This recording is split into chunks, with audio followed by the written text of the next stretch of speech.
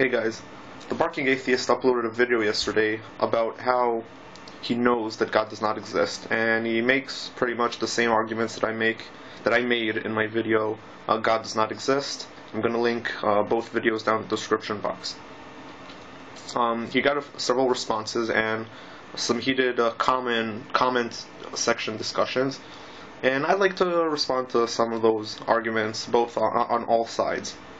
Basically, the argument goes something along the lines of, well, there's one position that I'm an atheist because I do not believe that God exists. There was no evidence presented to me that he exists, so I just don't believe in him. But that completely negates your burden of proof because you're not making any positive claims. And on the other hand, though, it's sort of like you're keeping an open mind towards the possibility that God might exist.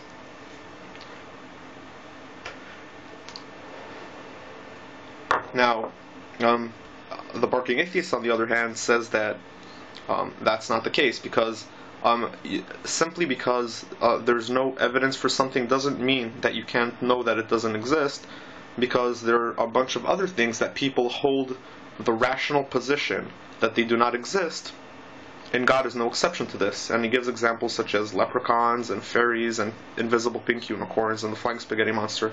And I brought an example that I think is more suitable, like the Force, because the Force isn't something that can be scientifically verified.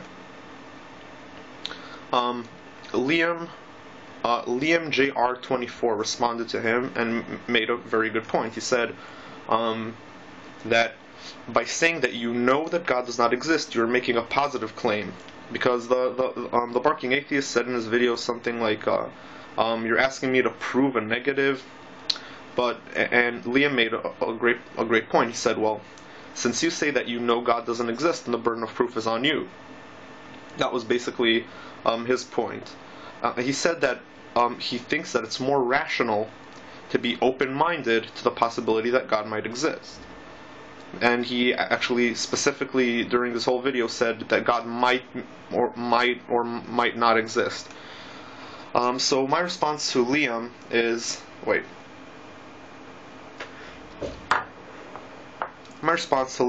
basically, it's true that the burden of proof is on us if we claim that we know that God doesn't exist. But what's the problem with that? So we have the burden of proof on us. We're making a positive claim that we have no evidence for. That is no different than making a positive claim that God does exist and having no evidence for it. But it's still not the same saying that both these positions are as irrational. Because saying that God might exist, but I don't have any evidence that God does exist, but I have no evidence that God exists, is, in my opinion, still far less rational than saying God does not exist, but I don't have any evidence that he doesn't exist. Because there is no evidence that a God does exist.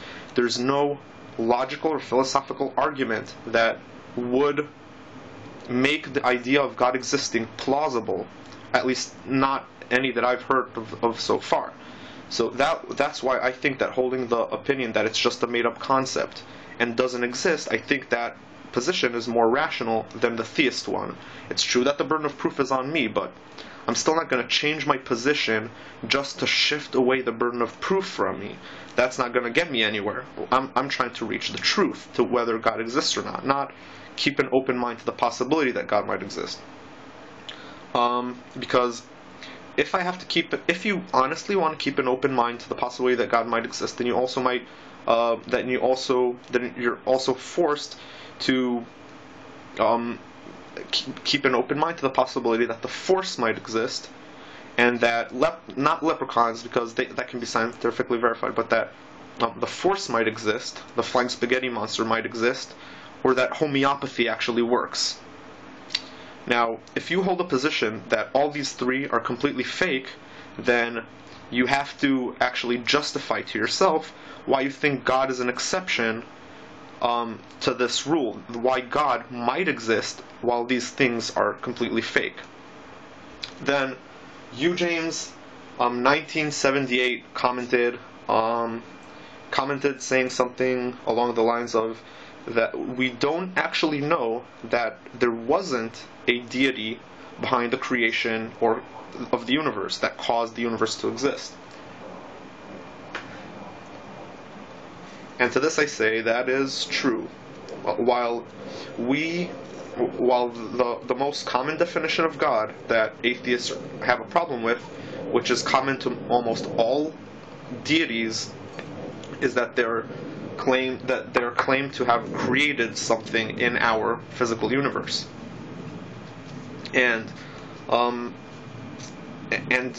it is true that we can't disprove the fact that a God might have created the universe.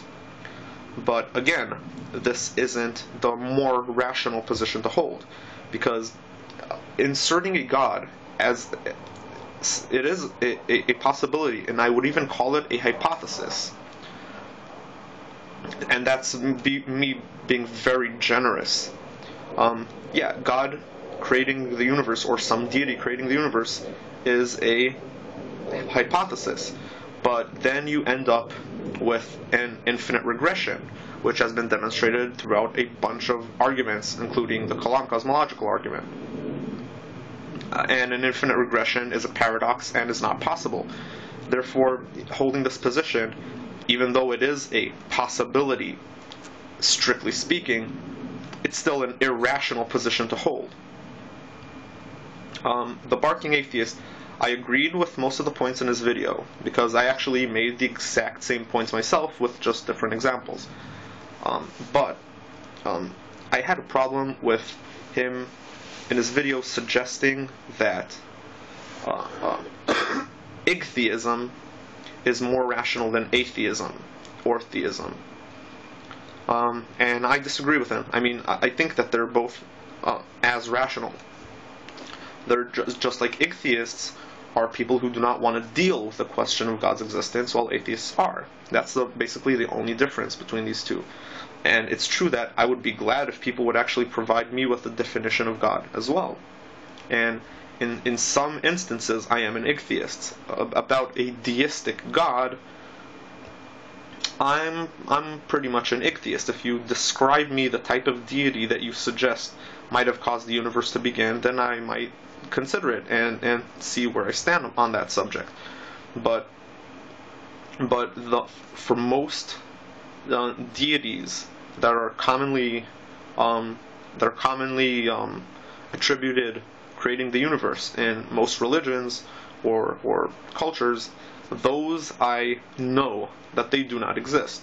They're a fabrication of the human mind. Okay. Now, the reason why I agree with Daniel, and I think that myself, is basically, I think that it's faulty reasoning to think that God might exist, but you don't believe in God because there's not enough evidence, but you still are keeping an open mind to the possibility that it might exist. Now, I'll give you an example to why I think that it doesn't exist, and I think it's going to probably be an argument stretching it to an absurd direction, but think about it this way. Science does not claim any absolutes, does not claim knowledge in the strict definition of the word. It does not claim any truths. It claims to be as close to the truth as you can possibly get by trying to verify it yourself. But science has been proven, but the most common scientific theories and prevailing understandings of things have actually been changed time and time again. And since science doesn't actually provide you with any knowledge, with any truths and absolutes, then therefore you must take everything that science discovers. You must take it. You must still be skeptical of those claims to a degree, if you're saying that God might exist. And that way, creationism might be true, because science didn't prove that creationism is false, because proof is only in mathematics. science suggests that it is a far more rational position to hold that creationism is complete bullshit. But that still doesn't mean that you know that creationism is wrong. So, using this logic, holding the position that creationism is false is being closed-minded, and I think that is completely ridiculous. Okay, so how about, rather than saying that I know that God doesn't exist, or that a deity didn't create the universe, I'm going to say that I know that God is a complete fabrication of the human mind. And due to this idea deserves absolutely no legitimacy whatsoever, and should not even be considered as a possibility until evidence is provided for it.